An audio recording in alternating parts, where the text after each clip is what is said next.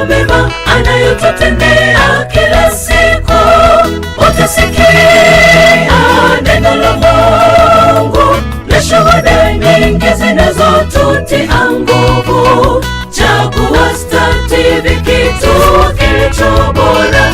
Star TV blesses you.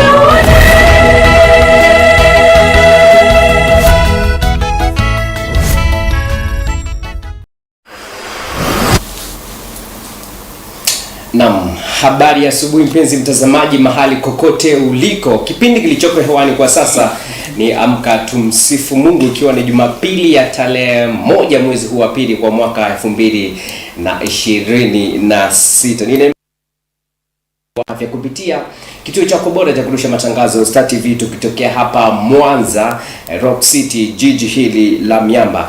Leo moja kwa moja tunaenda kuangazia hasa katika safari ya kuelekea Machi 8, ambapo ni siku maalum kabisa na adhimu kwa kutambua thamani ya mwanamke, kuelekea katika siku kuu, kuelekea katika siku ya maadhimisho ya mwanamke duniani. Na sisi pia hatukuweza kukaa mbali.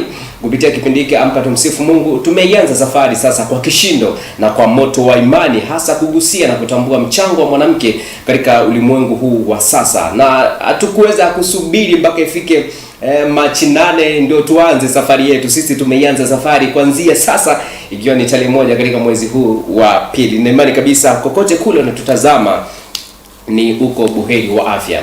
Wengi husema, na msemo huu umekuwa ukivuma sana kwa watu wengi masikioni, na wengine wamekuwa hata wakiusema katika midahalo mbalimbali: mwanamke ni jeshi kubwa.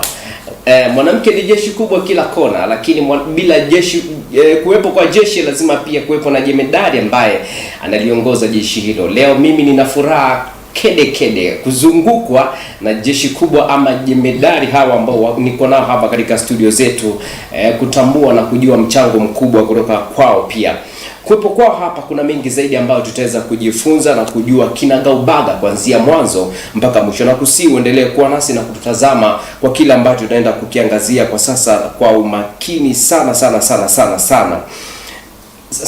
Majemedari ambao tuko nao hapa ni kutambua zaidi kupitia sekta ya biashara, elimu na sanaa, lakini pia kutambua nguzo ya imani. Lazima imani uwepo na kutambua namna gani ambavyo tunaweza kwenda. Lengo ni moja tu katika kuwepo hapa kwao. Leo tunaenda kutazama, je, mwanamke wa sasa bado ni nguzo imara ya imani na jamii? Mwanamke wa sasa bado ni nguzo imara ya imani na jamii. Hayo yote tutayapata hapa kupitia wageni hawa ambao tuko nao hapa siku hii leo. Langu jina ni Andrea Musimasanja, anayehakikisha matangazo yanakufikia mahali kokote uliko ni Venita Sadivatoli. Mwandaji wa kipindi hiki si mwingine ni mtumishi wako Emmanuel Makuliga, lakini pia anahakikisha anapiga picha kwa usahihi kabisa si mwingine ni mtumishi wako Elisha Ndaro. Bila kupoteza wakati, kabla sijaweza kuwatambulisha kwa karibu sana wageni ambao nilionao hapa katika studio zangu, hebu turudi nyuma na kutazama katika maandiko matakatifu kwa kupitia Biblia, tukimtazama mwanamke ambaye aliweza kutoa maisha yake, na kujihatarisha katika hatari kubwa zaidi, lakini aliweza kuliokoa taifa kubwa sana. Je, wanawake hao bado mpaka sasa leo wapo katika kizazi hiki ama katika karne hii ya sasa? Na huyu si mwingine ni Malkia Esther. Tunaenda kusikiliza simulizi ama makala fupi na uweze kujifunza kitu kutoka kwa Malkia huyu Esther.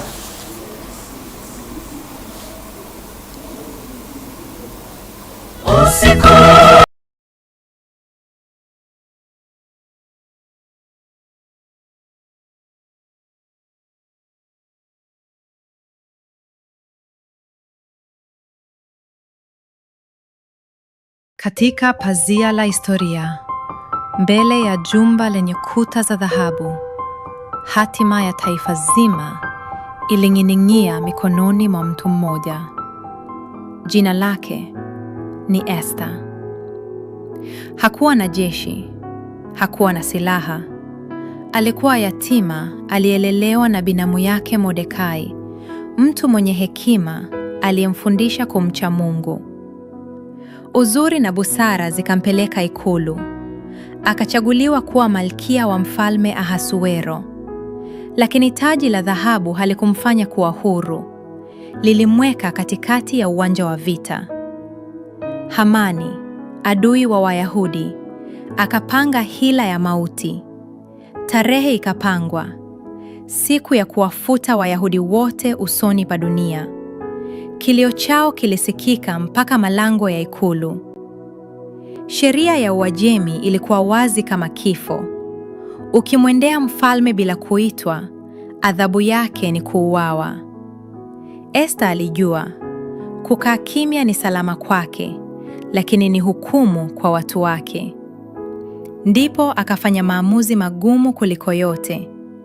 Alimtumia Mordekai ujumbe: kusanyeni Wayahudi wote, mfunge kwa ajili yangu, mimi nami nitafunga.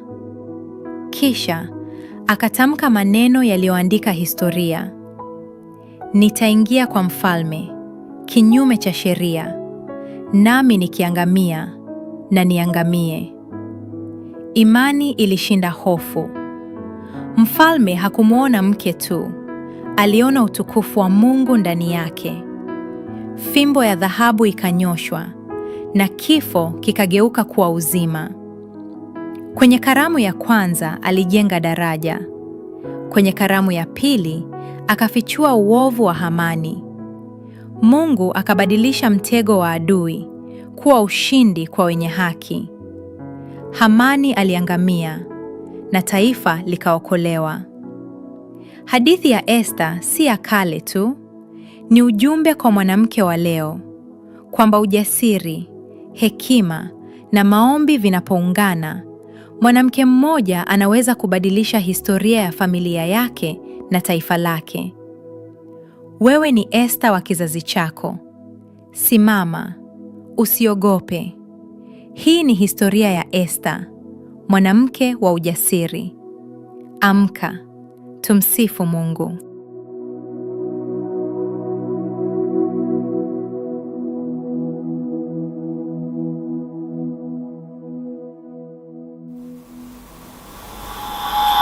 Na mtazamaji, lengo ni moja tu, kwenda kujibu swali moja ambalo tutatazama kwa upana zaidi. Je, mwanamke wa sasa bado ni nguzo imara na imani na jamii? Hilo ndilo swali ambalo tuenda kulitazama. Wewe mtazamaji pia unaweza kushiriki nasi kupitia nambari za simu ambazo unazitazama kupitia televisheni yako ukiwa nyumbani. Hujachelewa, muda ni sasa na wakati ndio huu. Moja kwa moja sasa nitazame na kwa makini zaidi kutambua jopo nilionalo hapa leo katika studio zetu. Bwana Yesu asifiwe. Amina. Bwana Yesu asifiwe. Amina. Kuna na kauli mbiu ya wanawake, ni ipi hiyo? Tukianza na mama hapa. Asante sana. Kauli mbiu yetu wanawake kwanza mashaita kwa mwaka 2026. Katika mwaka huu kauli mbiu yetu tunapenda sana mwanamke ajitambue, ajue wajibu wake ni nini, lakini ajifahamu kwa nafasi yake kwamba yeye ni nani. Maana yeye ndio mbeba maono, ndio mwambukizaji wa imani. Amen, amen. Na tumesikiliza simulizi nzuri kabisa na pekee hapo kutoka kwa ile simulizi ya Malkia Esther. Nina imani watu wengi tumejifunza kupitia hapa, lakini kabla yote ningependa kutambua mmoja baada ya mwingine kwa utambulisho wenu kuwa hapa katika studio zetu. Karibu sana, nikianza na mkono wangu kule. Okay, Bwana Yesu asifiwe. Amen. Kwa majina yangu ninaitwa Efrazia Mgoye, ni mwimbaji wa nyimbo za Injili, napatikana hapa mkoa wa Mwanza. Amen. Ndio. Sasa tukija hapo. Bwana Yesu asifiwe. Kwa majina anaitwa Catherine Turuya, ni CEO au mkurugenzi wa GG Home Shopping. Amen. Na Gracious Catherine. Amen. Mama hapa. Asante mno. Bwana Yesu asifiwe. Amen. Jina langu naitwa Helen Daudi Maganga, ni mwenyekiti wa idara ya wanawake katika dayosisi yetu ya Mwanza AICT. Amen. Lakini pia ni mwinjilisti. Amen. Amen. Niko hapa. Wanawake ni jeshi kubwa. Na mimi naona kama vile bado mnasubiri mpaka tarehe 8 Machi. Bwana Yesu asifiwe. Amen. Bwana Yesu asifiwe. Amen. Mashariki wanatazama kwa sasa na dunia nzima. Sasa ukitazama simama kina mama. Anasubiri siku yenyewe ndo shamla zianze. Tupo kabisa. Mpo. Na mimi naona tupo imara. Na asante sana. Moja kwa moja sasa tumesikiliza pia simulizi ama makala ya Malkia Esther nzuri kabisa na yenye kusisimua. Nikianza hapa na mkurugenzi ama nikianza hapa na mwenyekiti wa kutoka kanisa la ACT jimbo hapa la Mwanza kwa wanawake, kupitia simulizi hiyo pia umejifunza kipi hapo? Asante sana mtangazaji. Kwa kweli kupitia simulizi hiyo, cha kwanza mwanamke Esther alikuwa na imani. Aliamini kabisa kwamba Mungu anaweza akabadilisha historia. Mungu anaweza akamsikia. Lakini pia alikuwa jasiri. Mwanamke Esther aliazimia moyoni mwake kwamba lazima niende kwa mfalme hata kama ni kinyume cha sheria kwa ajili ya kulikomboa taifa lake. Alikuwa na imani na ujasiri na uchungu kwa ajili ya taifa lake ambalo lilikuwa linaenda kuangamia. Sawa, alikuwa na uchungu kwa ajili ya taifa lake ambalo lilikuwa linaenda kuangamia. Nina swali hapo ambalo nataka nikuulize. Mwanamke anapewa nafasi gani ya kuwa mkombozi wa kifikra, ama bado tunamwona mwanamke ni kama mama wa nyumbani tu? Hapana. Mimi binafsi napenda kutambua kwamba mwanamke amepewa jambo kubwa sana na Mungu. Mwanamke akisimama kwa nafasi yake, akatambua wajibu wake, ana uwezo wa kubadilisha mazingira yoyote. Amen. Kuanzia familia yake, hata jamii, hata taifa. Amen. Kwa sababu yeye ndio wa kwanza wa kuambukiza imani kwa watoto wake na familia yake. Na ikawa imesambaa hata kwenye jamii. Sawa. Kwa sasa umri wako naona bado ni kijana, japokuwa umeenda, wewe ndio mkubwa hapa kutuzidi sote. Sasa kabisa mimi natamani uniambie kipindi katika makuzi yako na kuwa na wazazi wanakulea, jambo gani ambalo hutalisahau kabisa katika maisha yako na imekuwa ni funzo pia hata kwa watoto wako sasa na kwa wajukuu? Asante sana. Kwa kweli mimi kwanza namshukuru Mungu nilizaliwa katika familia ya kichungaji. Kitu ambacho nilijifunza kwa mama yangu ni maombi. Alikuwa kila asubuhi anatuamsha ili tuombe. Lakini jambo hilo kwa sababu nilikuwa sijajua umaana, nikiwa mdogo nilikuwa naona kama kero. Tunachelewa shule, bado tuombe nini, maombi. Lakini pia kingine ukarimu. Napenda hata sasa hivi kuambia watoto wangu muwe wakarimu, wakaribisheni watu. Hicho nijifunza nyumbani kwetu. Tulijifunza nyumbani kwenu. Ukaona. Nika-apply mpaka leo na bado kinaendelea. Maombi. Nikija hapa kwa mwimbaji wa nyimbo za Injili, Efrazia Mgoye, bila kukosea kabisa. Ni kabila gani hili kwa jina hili kwa ulitazama tu? Mimi ni Mkuria. Mkuria, tata mbona anasema. Asante sana. Hebu tupe kionjo basi bana, wewe ni mwimbaji wa nyimbo za Injili, kuonesha wanawake mnaweza, lakini pia mna nguvu kubwa kama tulivyosema mwanzoni, nyinyi ni majemedari kweli kweli. Kweli kabisa. Okay. Adui alikusudia mabaya kwangu, akafanya kila hila kuharibu maisha yangu, lakini mkono wa Mungu umenibeba, lakini huruma ya Mungu imenibeba. Uzima wangu ni Yesu, nguvu zangu ni Yesu, niko hivi nilivyo sababu ya Yesu, nimefika hapa nilipo sababu ya Yesu, niko salama kwa Yesu. Na mimi naona salama inatosha. Na asante sana. Amina. Naona umewiwa. Kabisa. Na asante sana. Niko hapa pia na mfanyabiashara nguli kabisa hapa Afrika Mashariki, lakini pia mmoja kati ya wafanyabiashara na wasimamizi wa taasisi kubwa wa mawanzilishi. Nimependa na nimefurahi. Jamani, karibuni sana. Asante. Karibuni sana. Asante sana. Mnapoitikia kinyonge hapana. Asante sana. Najua mamangu hapa si mara ya kwanza kufika hapa, lakini kwa wawili hawa imekuwa ni mara ya kwanza. Kweli kabisa. Tumefurahi kuwa hapa. Au jamjafurahi? Sisi tumefurahi sana.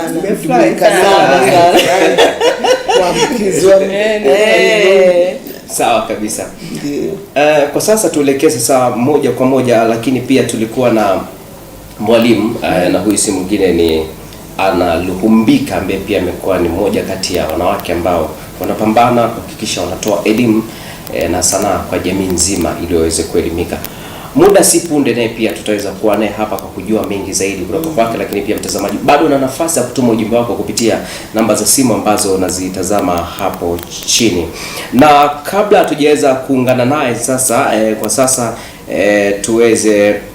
kabla tujaweza kuungana na kutambua masuala mazima ya kiuchumi na kujua biashara namna gani inavyozidi kuendelea, ningependa pia Efrazia Mgoye, kwa sababu wewe ndiye leo unatusogeza karibu na madhabahu ya Yesu Kristo, tupe kionjo kingine. Najua kuna mapambio mengi sana wanawake ambayo unaweza ukaimba hata moja hapo ambao tukashiriki sote hapa. Pambio yote. Okay.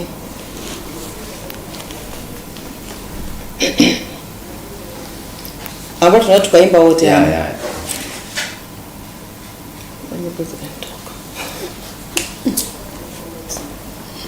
Ile wanawake na maendeleo, tufanye kazi tusonge mbele. Mbona muitikiza? Wanawake na maendeleo, tufanye kazi tusonge mbele. Yelele yelele yelele wanawake, walala walala wanawake, yelele yelele yelele wanawake, tufanye kazi tusonge mbele. Sasa turudia hapo. Yelele mama hapa ndo alikuwa anakasikiza kwa makini. Mama mtuimbishe hapo. Yelele yelele. Aendelee. Yelele yelele yelele wanawake, wanawake, yelele yelele yelele wanawake, tufanye kazi tusonge mbele.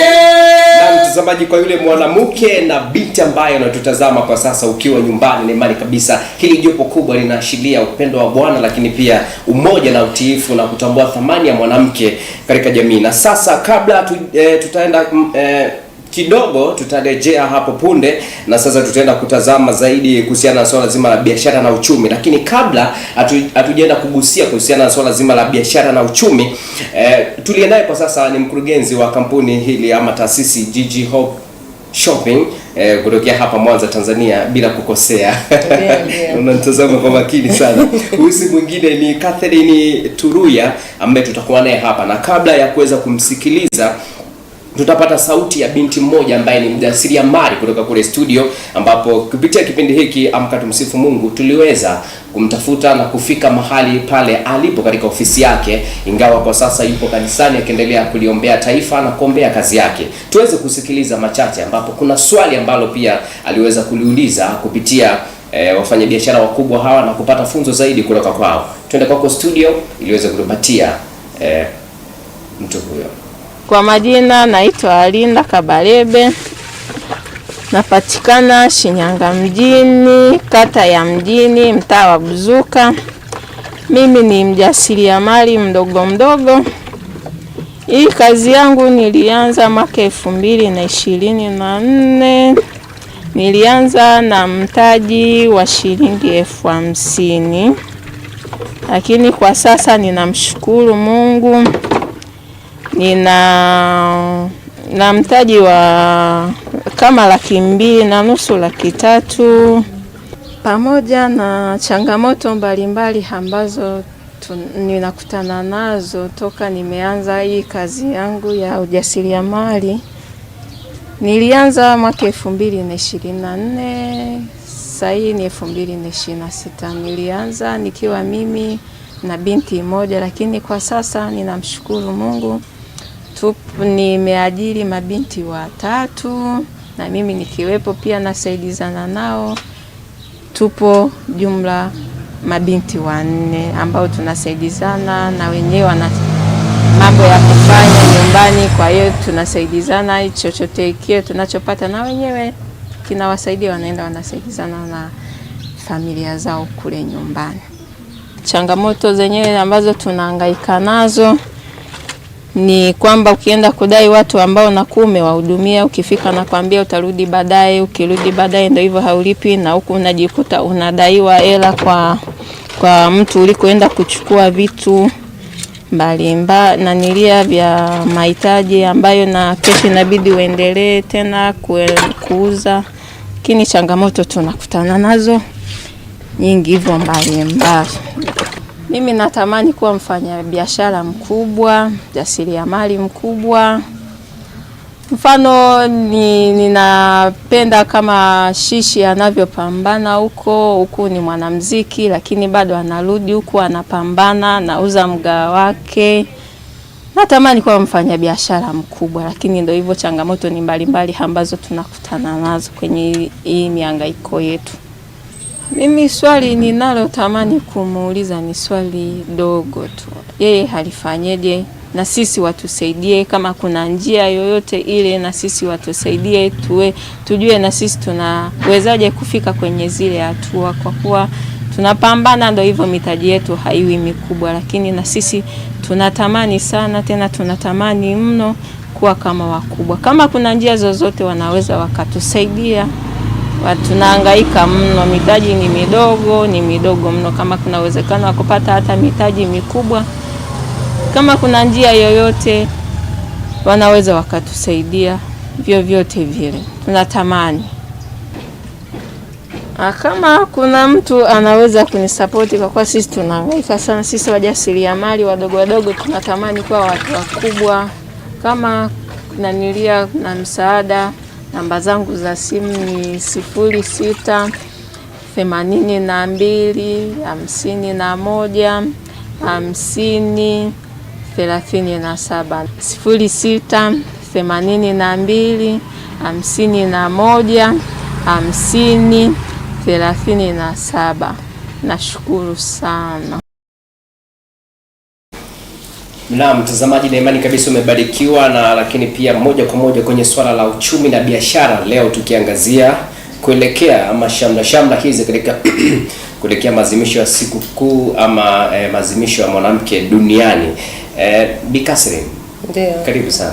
Asante. Najua najisikia vizuri kuwa hapa. Nasikia vizuri sana. Na asante. Lakini pia tungetamani kuwa naye binti huyu hapa, lakini na kutokana na mambo ya hapa na pale, ingawa ipo kanisani akiendelea kuliombea taifa, na imani kuna swali lake umeweza kulisikia vizuri kabisa.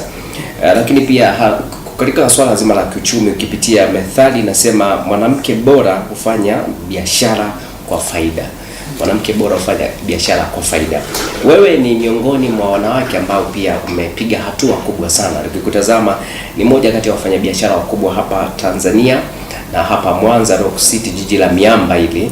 Lakini pia umekuwa ni ishara kubwa ama kinara katika taasisi yako kubwa kabisa hiyo ambayo ya kifahari, na kila mmoja akikutambua kwa usambazaji pia wa bidhaa zako mbalimbali na namna jinsi ambavyo watu unashirikiana nao kwa pamoja. Hilo swali nililouliza na imani pia umelielewa, na kabla hujalifafanua swali hilo, ningependa uweze kujitambulisha kwa undani zaidi kuhusiana na kampuni lako na biashara zako ambazo pia unazifanya hapa Mwanza. Karibu sana. Asante. Kwa majina naitwa Catherine Turuya. Ni mkurugenzi wa GG Home Shopping na Gracious Catering. Napatikana Mwanza mjini, soko kuu, room namba 95. Hapo ndipo ninapopatikana kwa biashara ya kuuza mapazia, mashuka, maduveti, home decor zote kwa ujumla. Ndio. Sawa. Ili kuhitaji kuweza kufika nafasi uliofika na ujasiri ambao uliweza kuwa nao, ili kuhitaji ujasiri wa kiasi gani kuweza kusubutu na kusimama kufikia hatua na mafanikio ya biashara kubwa ambayo unaifanya, ukiangalia katikati kabisa ya soko kubwa na katikati la umati wa watu wengi, lakini bado unaendelea kufanya vizuri? Siri ni nini? Siri kwa kweli ni kwanza ni kumwamini Mungu. Alafu ni kuishi katika ndoto. Ukiishi katika ndoto yako, kama huwezi kutetereshwa na changamoto yoyote. Tunajua kwamba biashara zina kupanda na kushuka, kuna kupotea kabisa kwenye ramani kwenye biashara, kuna kunyenyuka. Kwa hiyo wakati mwingine unaweza kuona kama vile umefika mwisho kwenye habari ya biashara, hasa changamoto zinapokuja. Lakini unaporudi nyuma, unapoangalia nyuma ulipotoka, ni mangapi ambayo umepita nayo, ni mangapi ambayo umekutana nayo. Inawezekana biashara zilishawahi kuanguka huko nyuma lakini bado ukasimama. Kwa hiyo inawezekana hilo moja inayokuja kutokea kwa baadaye tena lisikuangushe, kwa sababu bado unaamini kwamba katika lile nililoanguka nilisimama. Nilimwamini Mungu, nikaamini ndoto yangu, kwa sababu ndoto yangu ni kuwa mfanyabiashara mkubwa sana. Natamani kutoa vitu China kuleta Tanzania. Kwa hiyo ninatamani hiyo ije kutimia. Japo naamini kwamba bado kitambo kidogo sana. Kwa nilipotoka ni mbali, hapa ambapo nilipo kwa kweli namshukuru Mungu sana. Kwa hiyo ina maana kwamba ni ujasiri na kuamini na kusimama katika ile ndoto ambayo unayo. Ndio. Sawa. Na imani kabisa umejieleza kwa uzuri, lakini pia umesikia nyuma yako kuna kizazi ambacho kinakuja kwa kasi sana. Wanaitwa majinzia hapa. Sijajua nyie sasa kama mpo kwenye jinzia.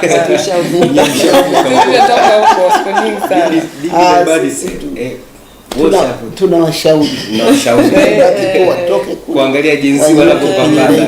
Ndio, asante sana. Ndio umelisikia swali hilo la mjasiriamali ama binti huyo kutoka Shinyanga akieleza pia anatamani kufahamu ulivuka vipi vikwazo vya mwanzo, na unaweza kumshauri nini pia ili aendelee kusonga mbele? Na alivyojieleza kwa kweli ameanzia padogo. Na wengi huwa wanaogopa kuanzia kidogo. Lakini katika kidogo Mungu anakuamini katika kidogo, then anakuweka kwenye kikubwa zaidi. Mimi nakumbuka habari ya biashara, si kwamba nimejikuta tu niko kwenye biashara. Ila mama yangu ni mfanyabiashara ambaye amekuwa siku nyingi sana. Alianza katika udogo sana. Hatukuogopa wala kuona aibu kufanya kumsaidia mama. Kuna wakati Jumamosi alitupa sukari tupeleke tukauze. Kipindi hicho zamani walikuwa wanapima sukari kwenye vikombe. Kwa alikuwa akitupa sukari anatupeleka tunauza. Mimi na mdogo wangu. Nakumbuka hata mdogo wangu aliwahi kuibiwa sukari, lakini alipambana kairudisha ile sukari kwa sababu alifanikiwa kumuondoa yule mtu aliyetaka kumuibia. Kwa hiyo habari ya vikwazo vinakuja tu pale ambapo mtu anakata tamaa. Lakini pale ambapo unaelewa, kama nilivyoeleza mwanzoni, kwamba unapoelewa kwamba unachokitaka ni kitu gani. Kwa hiyo ina maana kwamba hata kikwazo kikija unaweza usikione kama kikwazo, kwa kama ni njia moja hapo tu ya kukuvusha kwenda hatua nyingine. Kwa hiyo mimi nawakia kwamba binti bado akisimama katika ile nafasi ambayo ameamini katika biashara na kuamini kwamba biashara ndio itakaomvusha. Kwa hiyo hawezi kushindwa, kwa sababu yeye mwenyewe ana imani katika ile biashara ambayo anaenda kuifanya, ana imani katika kile anachokifanya. Kwa hiyo cha msingi tu ni kumwomba Mungu, kwa sababu wakati mwingine tusifanye kwa akili zetu, bali tumwamini Mungu kwamba yeye ndiye aliyetupa akili na uwezo wa kuweza kufanya biashara, kufanya kitu, kusogea kutoka hatua moja kwenda hatua nyingine. Mabinti wengi sana wamekuwa wakisoma na baada ya kumaliza vyuo, wengine hata ukimwambia kufanya biashara ya kuuza juisi kama mama ntilie hawezi, kwa sababu ana degree, ana masters elimu yake. Je, elimu ina msingi gani? Lakini pia elimu tunajua ina msingi mkubwa. Je, tunaweza kusema licha ya kusoma elimu imekuwa bado ni kikwazo baada ya kuwa faida, lakini pia imegeuka kuwa kikwazo kwa vijana wengi kujiajiri ama kujitafutia wenyewe nafasi nzuri ya kupata kipato? Tunaposoma tunaondoa ujinga. Kwa hiyo wakati mwingine tunaweza tukasoma sawa kwa matarajio kwamba tutapata ajira, lakini ajira kweli isipatikane. Kwa mfano mimi wakati nina degree ya education, lakini niliongeza masters ya human resource management, nikiamini kwamba baada ya kumaliza ile masters nitapata ajira ya HR. Lakini kwa kama sikuipata, lakini nilibadilisha hiyo nafasi ambayo nilisomea ya masters human resource management kuja kuitumia kwenye biashara yangu, kwa sababu ninaamini kwamba kwenye biashara yangu bado ninaajiri watu. Kwa hiyo wakati mwingine, kwa mfano katika biashara huwa ninatangaza na kuambia wale mtu ambaye hana mtaji, cha msingi ni uaminifu, aje dukani, yeye achukue mzigo, amuuzie mteja wake, aniachie mimi faida. Kwa akija na yule mteja wake, mimi nitamwacha auze, then ataniachia mimi hela yangu, then atachukua ile faida yake. Na tunaamini kwamba si kila mtu ana mtaji. Kwa hiyo nifanye hivyo ili kuwavuta pia wale wengine ambao hawana ile mitaji. Kwa hiyo mtu ambaye amemaliza degree, amemaliza masters, hajapata ajira, aanze katika ule udogo anaoamini kwamba anaweza kuanza nao. Sasa ondoa aibu. Akiweka aibu, wakati mwingine unaweza usifanye vizuri kwa sababu ya ile aibu. Wengi wanashindwa kuanzia padogo kwa sababu ana degree. Lakini tumeona hata watu wengine wakiendesha bodaboda, akikimbiza mwenge wale mawinga. Kwa anaenda dukani anachukua mzigo anamuuzia mtu anapata faida yake. Mwisho wa siku ana faida yake nzuri. Na wengine wamekuwa walinzi pia. Hata walinzi bado kwa cha msingi ni kitu kingine. Asiyefanya kazi na asile. Cha msingi ni neno kazi. Unapofanya kazi tu tayari Mungu anaweka alama kwamba huyu ametimiza neno langu. Ametimiza neno lake. Sawa. Kabla sijakuacha mbali sana na huyu kwamba anatimiza neno lake, mimi natamani kujua, wengi tumekuwa tukitazama faida tu za watu ambao wamefanikiwa. Mimi nataka kujua hasara uliyoipata kubwa kwenye maisha yako tangu umeanza kupambana hadi mafanikio ulionayo na iliyokupa uchungu na chachu kubwa ya kusimama hapo ulipo. Asante. Kuna kipindi tulikuwa na duka kubwa, lakini tukapata changamoto, mume wangu akaugua. Kwa hiyo tukajikuta kwamba ile duka likaisha lote. Lakini pamoja na ile kwamba kuisha bado hatukukata tamaa. Tulikuja kuanza mpaka hapo unapopaona, nafikiri unafahamu dukani kwangu unapafahamu. Kwa hiyo ina maana kwamba kile ambacho tunacho si kwamba hatukuwahi kupoteza. Tumewahi kupoteza vingi, lakini Mungu anaangalia pia. Katika kupoteza bado unasimama naye, bado una imani kwamba atakurudishia. Hivyo. Amen. Najua kuna binti hapa ambaye amejifunza kitu kabisa. Mama, wewe ni mwenyekiti wa kutoka kanisa la ACT na hapa jimboni. Najua diocese yote. Umepita kwingi sana, kama chocho ni nyingi sana umezipita. Nini ambacho kinawakwamisha mabinti wengi wa sasa kutokufika malengo ambayo wanatamani kuyafikia, tukiangazia hii siku kuelekea maadhimisho ya siku ya mwanamke duniani? Asante sana. Kwa kweli nimeongea, mimi pia ni mwalimu wa malezi kwa mabinti. Na nashukuru Mungu kwamba mwisho wa mwaka tulikuwa na kongamano kubwa hapo Usagara. Mabinti tuliongea nao sana. Na nikaamini kabisa kwamba kumbe walio wengi ni kule kutojiamini. Binti anakuwa ni mwoga kama mama hapa alivyozungumza.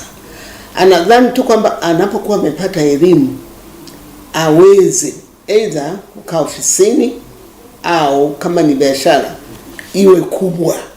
Kwa hiyo wanaanza kule ule uoga kwamba hivi mimi aibu, mimi hapa wananifahamu X, niende kuuza si matunda si kitu gani. Hapana. Kwa hiyo ule uoga unawafanya warudi nyuma. Lakini kitu kingine, uvivu. Mabinti zetu wamekuwa wavivu sana. Hawapendi kujishughulisha. Mwingine anaweza kukuta kwamba nyumbani kwao wanampa mtaji, lakini ule uvivu, uzembe na vitu vingine ni kule kupenda kupata nini, vitu vya bure bure. Wengi kuweza kujishughulisha hamna. Apende tu akae binti, yani weke kucha zake atulie. Anaona binti labda anapika nini wa mama ntilia, anaona yani kazi ni ndogo, yani haiwezi. Kwa hiyo mabinti wengi kuendelea kuangalia maisha haya mtandaoni, hii kuadapti tabia zote za nje. Kwa hiyo yeye anaona tu kwamba mimi nimesoma nikae nifanye maisha endelee from nowhere. Lakini na asante sana. Kuna watazamaji ambao wanatutazama kwa sasa na wenyewe pia wanatamani na wana shauku kubwa, ni wanawake ama vijana, mabinti wanatutazama, wanahitaji kushiriki nasi. Unaweza kututazama pia kwa kupitia nambari hii ambapo ni 0655770796 0655770796 0655770796.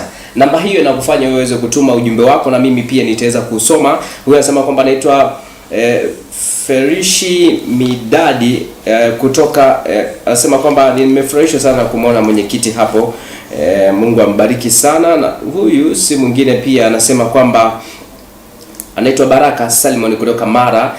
Mwimbaji anasema wanawake ni jeshi kubwa, lakini wanawake wa leo wametekwa na dunia. Naomba wamuombe sana Mungu ili aweze kuwaongoza. Na huyu si mwingine anasema kwamba hongera sana Bi Catherine, tunaomba kumsaidia kufanya biashara tunaomba kumsaidia kufanya biashara yake kama kampuni, kama bado hajasajili pia atutafute. Na huyu si mwingine anasema kwamba Bwana Yesu asifiwe. Naomba huyo dada aimbe tena. Amesikia. Huyu anasema tumsifu Yesu Kristo. Naitwa Gribet, na wasalimu sana. Anasema Mungu awabariki kutoka Moshi. Huyu si mgeni, anasema kwamba na washukuru kwa namna jinsi ambavyo Jumapili hii imekuwa ya kitofauti na pekee kabisa. Mungu akubariki sana. Na mtazamaji, endelea kutuma ujumbe wako, na si pia tutaendelea kusoma kulingana na kila ambacho tunakiangazia kwa sasa kuelekea Machi 8 katika maadhimisho ya siku ya mwanamke duniani. Bado tuna maswali mengi sana ambapo pia tunaenda kuangazia moja kati ya maswali ambayo tutayagusia hapa, lakini kabla ya kuyagusia bado tuko na wanawake wengi sana leo hapa. Ni jeshi kubwa hili. Tupo na mwalimu pia naye tutaungana muda si mrefu, maana bado muda unaturuhusu kweli kweli. Nikirudi hapa kwa mwimbaji wa nyimbo za Injili, watu wanahitaji uwaimbie tena, na mimi nisiwe mchoyo wa fadhila. Imba tu. Wimbo ule wimbo mwingine. Ni wewe tu. Ndio. Okay. Waua ndoto huwezi kuwatambua kwa macho. Waua ndoto huwezi kuwatambua kwa macho. Waliamuuza Yusufu walikuwa ni ndugu zake. Mwamini Mungu, usijeruhike, jikubali tena,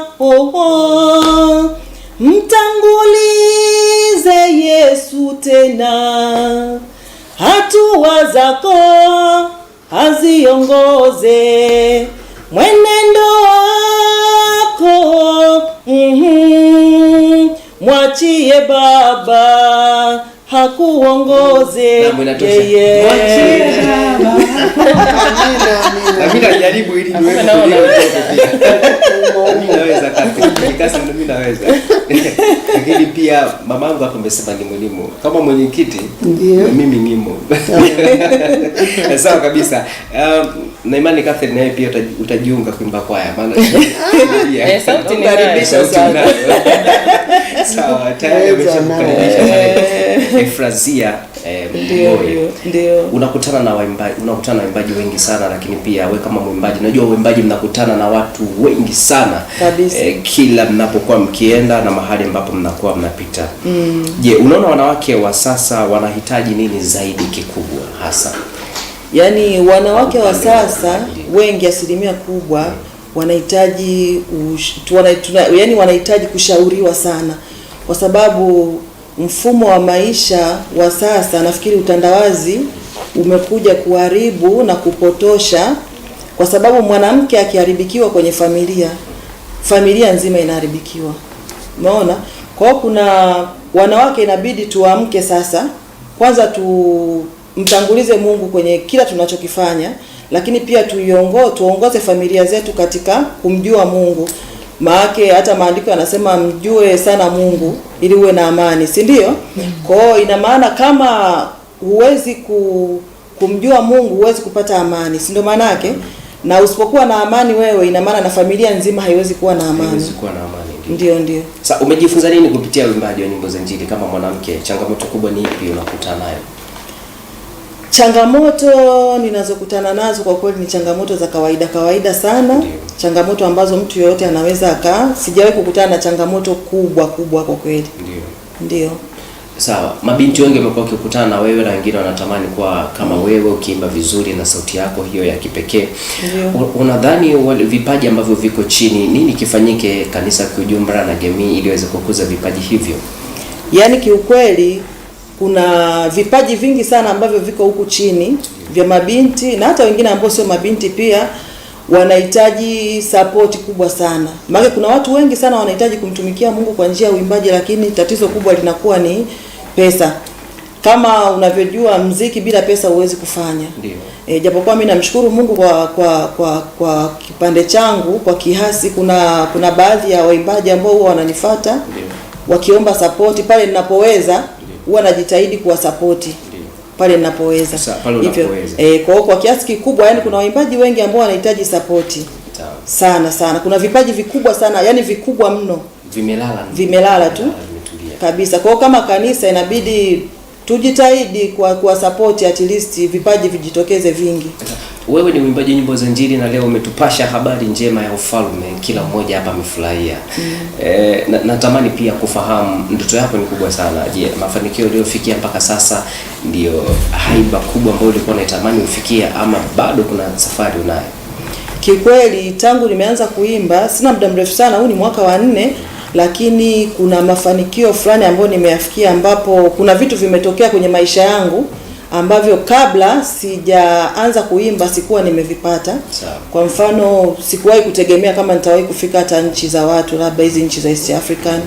Lakini tangu nimeanza kuimba nimetembea, pia nimejikuta nimefahamiana na watu wengi. Kwa mfano, nimeshafanikiwa kuimba na Enoch Jonas, nimeshaimba na Kibonge wa Yesu. Kwa hiyo kwangu mimi ni mafanikio makubwa sana, japo bado sijafikia malengo ninayokusudia, lakini namshukuru Mungu kwa kiasi changu umeshafika. Ndio. Nini ambacho kilikufanya ukaingia kwenye uimbaji wa nyimbo za Injili lakini si kama mfanyabiashara Bi Catherine hapa? Mimi ninaimba nyimbo, kilichonifanya nikaingia kwenye nyimbo za Injili. Kuimba ninapenda tangu nikiwa mdogo, sema nafikiri maka hata wazazi wangu wananiambia nilipokuwa mdogo nilikuwa napenda sana kuimba nyimbo za dini, nacheza. Lakini sasa nafikiri wazazi wetu zamani pia hawakuwa na ile ya kujua kwamba karama ya mtoto ni ipi ili wamuendeleze.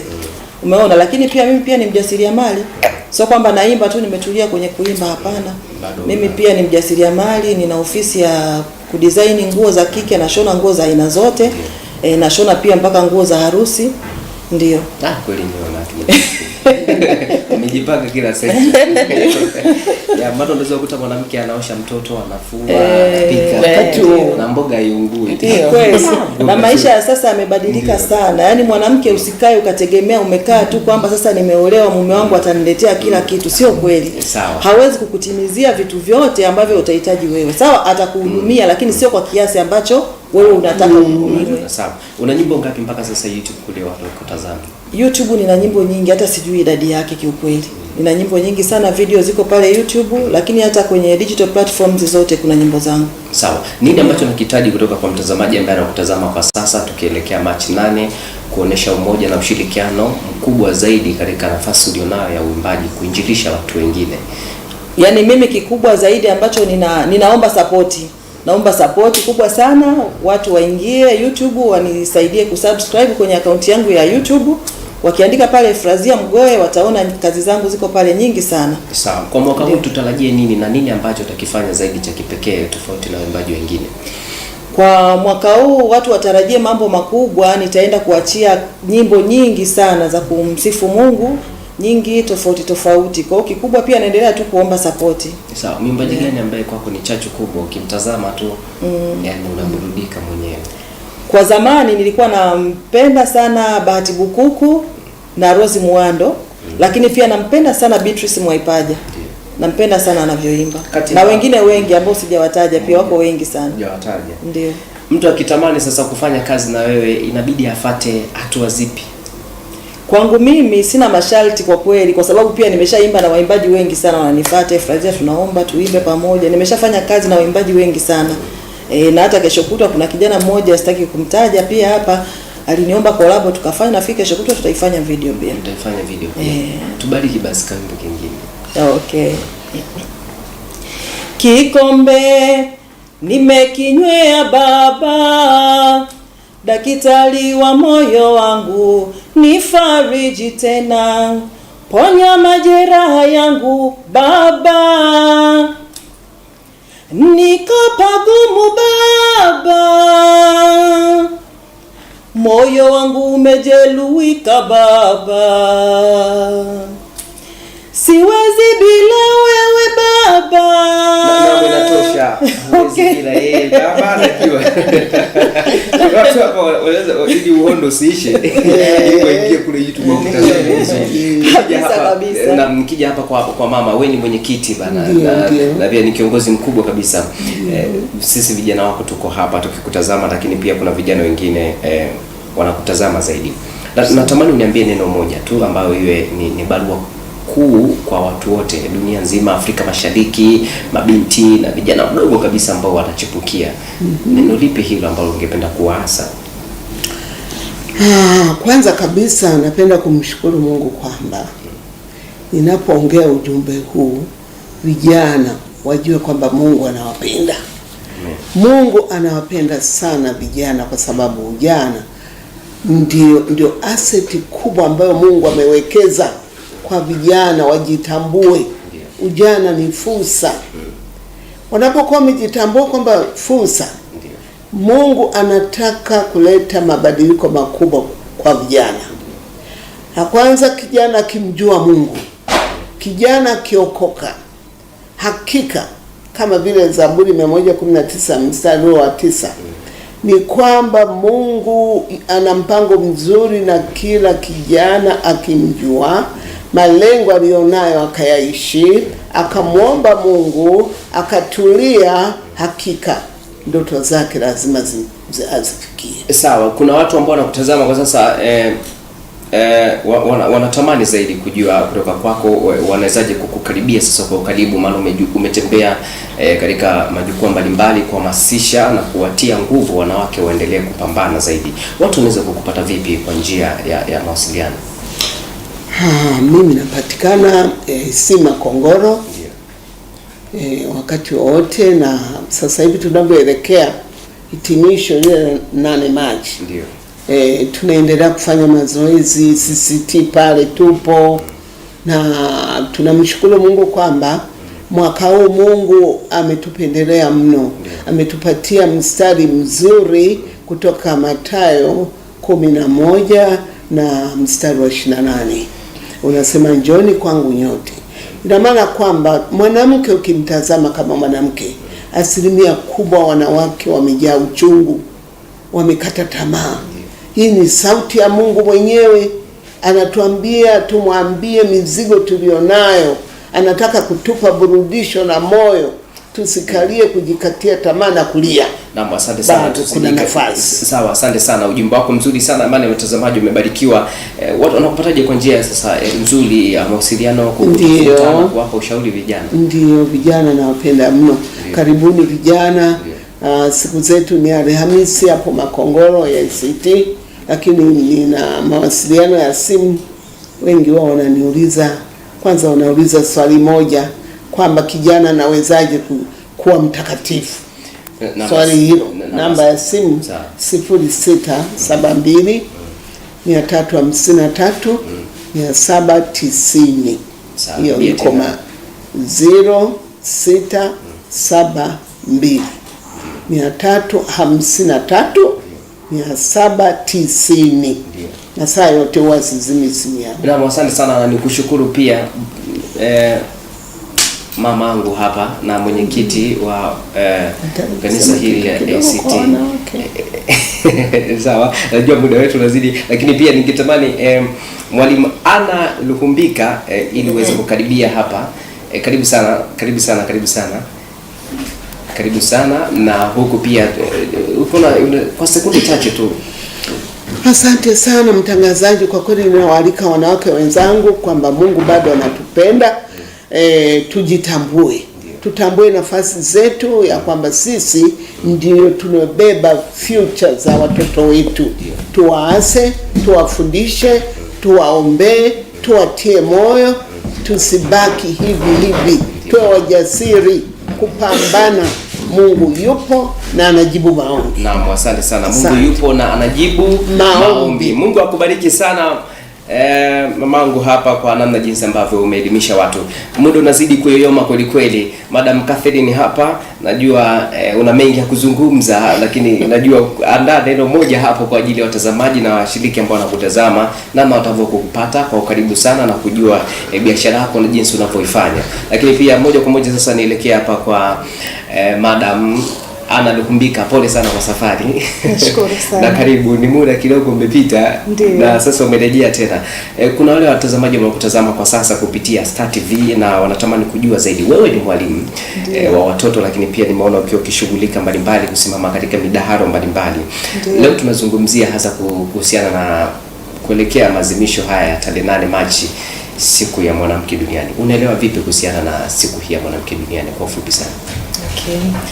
Siku ya mwanamke duniani ni siku ambayo inatujumuisha kina mama wote pamoja, lakini lengo kuu ni kutambua umuhimu wetu kama wakina mama katika jamii, katika nyanja za dini, katika mambo ya malezi, katika familia na katika mambo yote. Na tunajua kwamba mwanamke tunasema ni jeshi kubwa. Tunategemewa kwenye vitu vingi. Kwa hiyo katika siku hii ina lengo kubwa la kutuunganisha wakina mama wote wa sekta zote pamoja, kutambua wajibu wetu na michango yetu katika jamii. Sawa. Tumekuwa tukitazama wanawake wengi sana wakipambana. Kwa uzoefu wako ambao umepita katika nyakati mbalimbali na kutazama tabia tofauti tofauti, ukitazama watoto hawa wanaolelewa na mama mmoja na wengine pia wenye hofu ya Mungu, lakini pia na watoto ambao wazazi wao wamemezwa sana na mitandao ya kijamii, kwa swali hili pia tunaweza kurekebisha wapi? Jamani, jukumu la ulezi kwanza, sisi kama Wakristo hatuwezi kulikwepa, ni jukumu la kina mama. Na Biblia inatuambia kwamba mlee mtoto katika njia impasayo, naye hata iacha hata atakapokuwa mzee au mtu mzima. Kwa hiyo wakina mama tuna wajibu mkubwa sana wa kuangalia mitandao hii inatumikaje na vijana wetu au watoto wetu katika jamii, na tuzuie vile vitu ambavyo ni vibaya vinavyopatikana kwenye mitandao. Mitandao sio mibaya, ni mizuri. Kuna vitu vingine ambavyo ni vizuri, lakini je, vijana wanapojishughulisha na ile mitandao wanaangalia vitu gani au wanafanya vitu gani? Kwa hiyo sisi kama wakina mama bado tunahitajika kusimama sana kwa ajili ya kusaidia watoto wetu waangalie vitu vinavyofaa na wavifanyie kazi, lakini tuna wajibu pia kuzuia vile vitu visivyofaa. Sawa. Na wewe ni mwalimu, unakutana na wazazi wengi, wanakuja kesi za hapa na pale kuhusiana na watoto. Je, jukumu la wazazi kwa sasa, tukiangalia tuna vijana wa Gen Z, vijana wasumbufu kweli kweli. Umewahi kukutana labda na kesi yoyote ambayo iliweza kuleta utofauti kidogo kutoka kwa mzazi pamoja na mtoto kwa mwalimu? Changamoto zipo na tunaambiwa jukumu la malezi ni la kushirikiana, sio la mwalimu peke yake, lakini pia wazazi wanatakiwa washiriki katika kusaidia hawa watoto kuwa na mienendo mizuri kiafya, yani kinidhamu.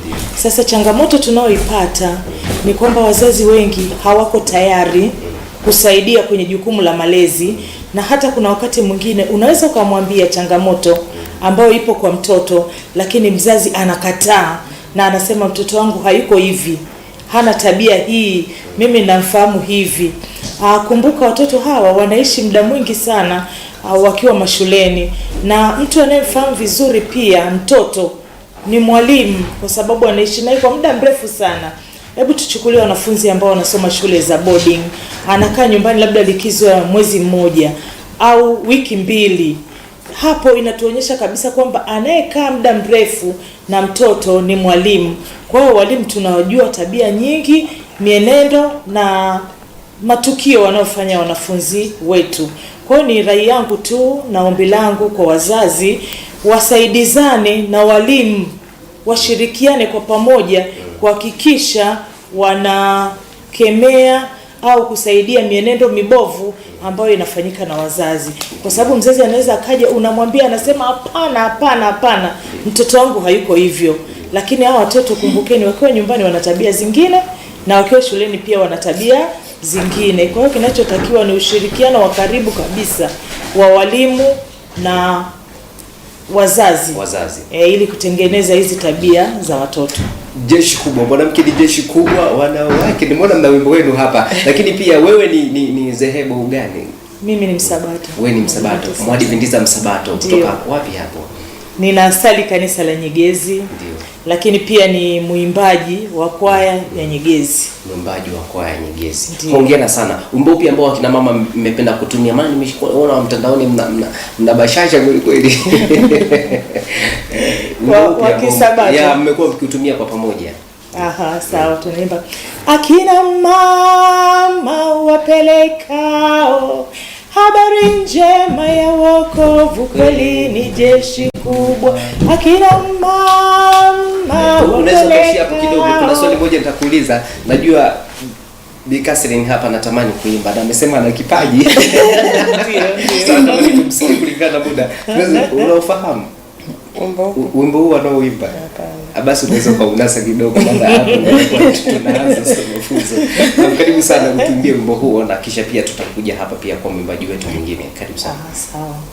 Akina mama wapelekao habari njema ya wokovu kweli ni jeshi kubwa, akina mama wapelekao habari njema ya wokovu kweli ni jeshi kubwa, kweli ni jeshi kubwa, kweli ni jeshi kubwa.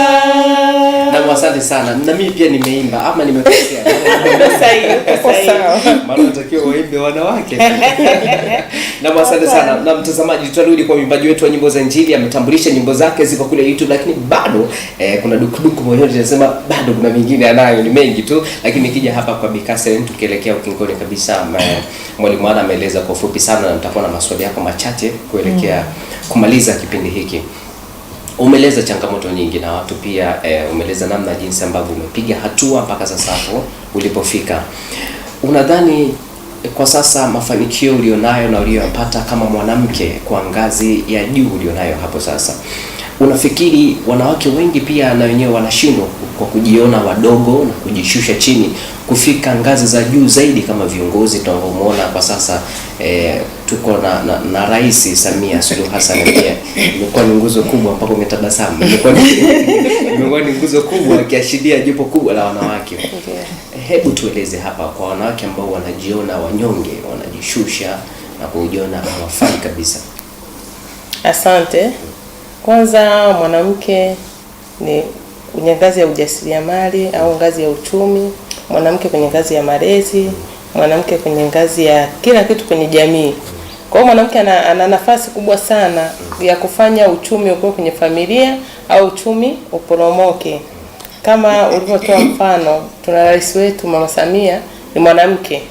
Kuna vitu vingi ambavyo amefanya kwa vijana, amefanya kwa jamii kwa ujumla, na kuifanya mwanamke endelee kuonekana kuwa na nafasi katikati ya jamii yetu.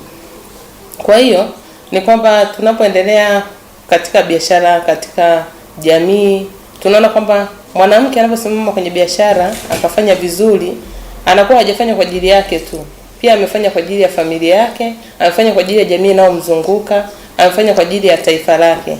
Kwa sababu tunajua kwamba biashara inapoporomoka na kuwa mbaya, si kwa ajili tu ya yule mwanamke, bali ni kwa ajili ya jamii yote. Tunaona hata Biblia inasema kwenye Mithali 31 mstari wa 14, mwanamke anafananishwa na merikebu. Na huyu mwanamke anaelezewa kwa mapana sana namna ambavyo anaweza kwenda akapata vitu akaleta nyumbani, namna ambavyo anaonyesha katika kuwalea watoto, namna anaonyesha katika kuijali familia yote kwa ujumla. Na tunaona merikebu huwa ni sehemu ambayo ni biashara inafanyika yani kwa ukubwa sana, watu wako busy sana.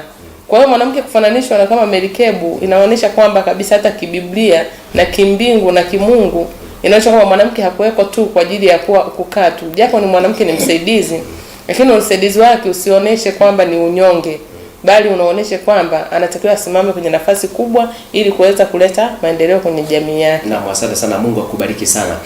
Neno lako la mwisho kabisa. Neno langu la mwisho, Afrika Mashariki, dunia la kutazama hivi. Asante. Neno langu la mwisho kwa wanawake, tunajua ni dunia nzima. Kila dunia nzima ina wanawake.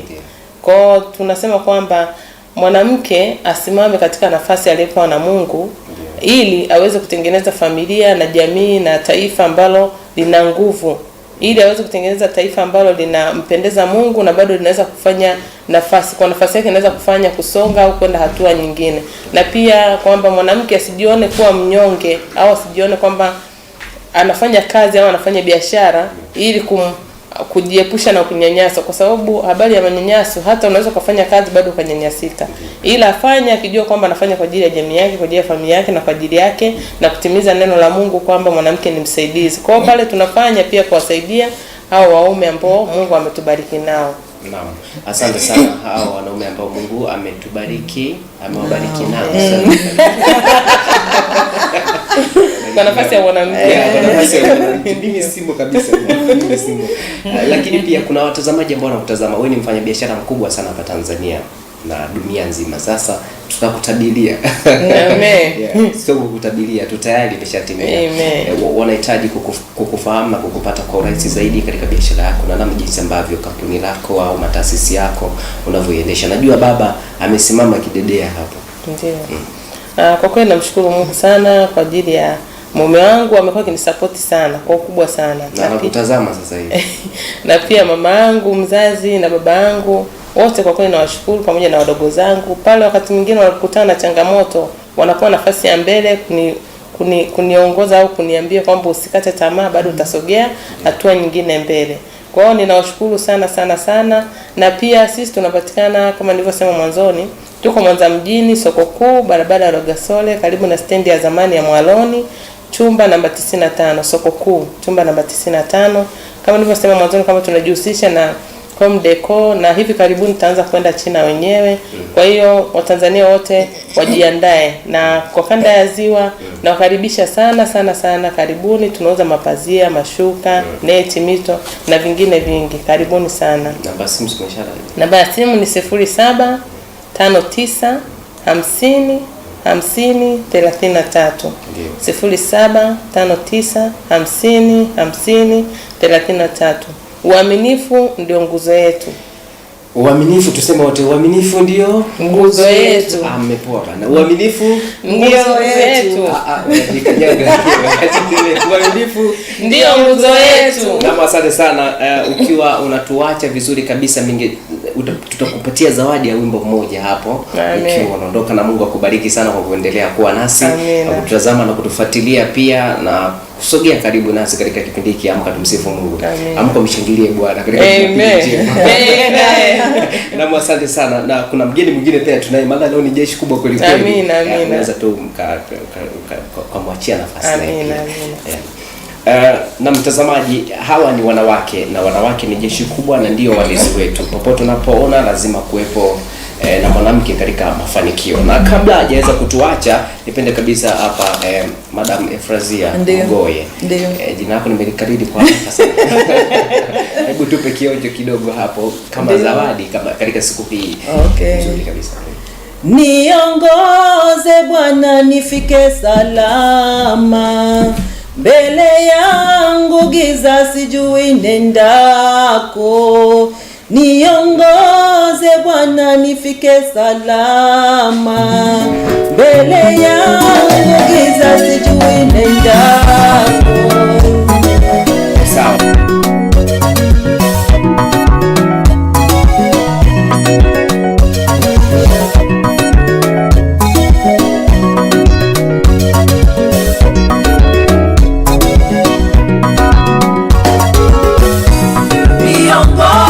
Bwana nifike salama, siwezi mbele yangu giza sijui nendako. Niongoze Bwana nifike salama, mbele yangu giza sijui nendako. Siwezi bila wewe. Ulisema mwenyewe, ulisema mwenyewe, wakitaka kukufuata ajikane mwenyewe, ajikane mwenyewe. Mimi nimekufuata wewe Yesu, nami nimekufuata wewe Yesu. Nahitaji msaada wako Baba, nahitaji unisaidie Mungu, nahitaji uniongoze Bwana, siwezi. Nahitaji uniongoze Bwana, siwezi. Maisha haya ya ujana bila wewe mimi siwezi. maisha haya ya ujana, bila wewe mimi siwezi. Nahitaji kuongozwa na wewe Bwana Yesu, nahitaji kuongozwa na wewe Mesia. Niongoze, niongoze Bwana nifike salama, bila wewe siwezi. Mbele yangu giza sijui nenda, Bwana niongoze mimi, niongoze Bwana nifike salama, mbele yangu giza sijui nenda, bila niongoze Bwana nifike salama, mbele yangu giza sijui nenda, msaada wangu niongoze Bwana Yesu, mwanga wangu Yesu niongoze. Nimechoka na maneno yao Baba, walivyonidharau yatosha, nimebaki na wewe Baba mwema, nitie moyo Yesu.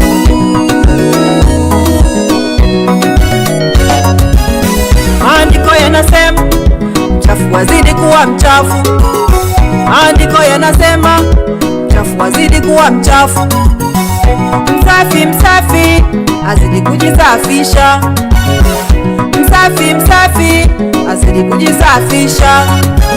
Nami nimekufuata wewe Yesu, Yesu, nami nimekuchagua wewe Yesu, Yesu.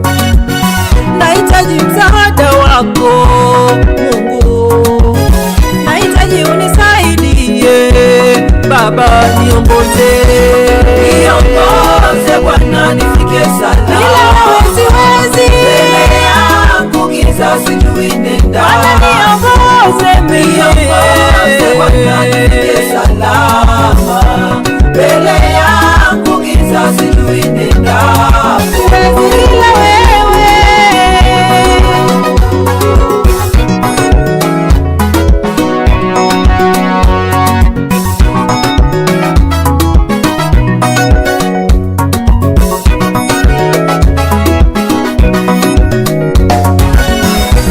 Yawezekana umefika hatua umekosa njia, yawezekana umekataliwa mpendwa, ndoto zako wamezikataa kama Yusufu, umebaki hauna msaada, umebaki hauna tumaini. Ndugu yangu, upo msaada wa kweli ambaye ni Yesu, mwambie yeye akuongoze Bwana, niongoze Bwana nifike salama, bila wewe siwezi. Mbele yangu giza sijui nenda, Bwana niongoze mimi, niongoze Bwana nifike salama.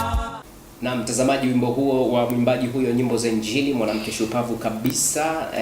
Wanawake sio pambo tu la ndani, lakini pia wanawake ni moja jeshi ambalo linahakikisha kutangaza kazi ya Bwana. Ni Efrazia Mgoe ambaye pia wimbo huo ndio utatupeleka tamati katika kipindi hiki ambacho tulikuwa nacho katika kutazama kuelekea Machi 8 kwenye siku ya wanawake duniani katika maadhimisho haya mazuri kabisa. Na sasa na swali moja tu ambalo tutaenda kuligusia hasa kutoka kwao, nikianza kule na Madam na Mwalimu Ana Luhumbika.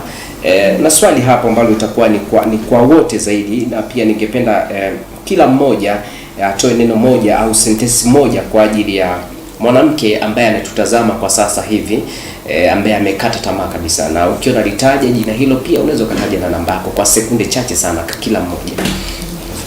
Ninashukuru sana kwa wakina mama ambao wanatutizama. Kwa wakati tulionao sio wa kukata tamaa. Wakina mama walioanguka wanatakiwa tu wanyanyuke. Mungu bado anatupenda, anakusudi na sisi kama walezi wa familia. Kwa hiyo tuna haja ya kunyanyuka, tukawa kina mama bora, walezi bora, wa viongozi bora, na sehemu zote ambazo zinatuhitaji kama wanawake tukafanya vizuri. Bado nafasi hiyo tunayo. Mimi kwa majina naitwa Mwalimu Ana Luhumbika, sio Luhumbika. Ana Luhumbika ni mwalimu kutoka shule ya sekondari Nsumba iliyoko jijini Mwanza. Asante sana. Njia nzuri ya kukupata. Njia ya mawasiliano unapatikana Nyegezi, lakini unaweza kunipata kwa 07 52686939. Na asante sana. Tukija hapa Madam Catherine. Asante. Kwa mwanamke ambaye amekata tamaa, ambaye anaona hawezi kusogea hatua nyingine, hawezi kwenda nafasi yoyote, bado mimi namtia moyo kwamba Mungu bado yupo kazini. Halali, hachelewi wala yanafanya kwa wakati wake. Haijalishi umeanza umeanguka mara ngapi, lakini bado muamini Mungu na bado chukua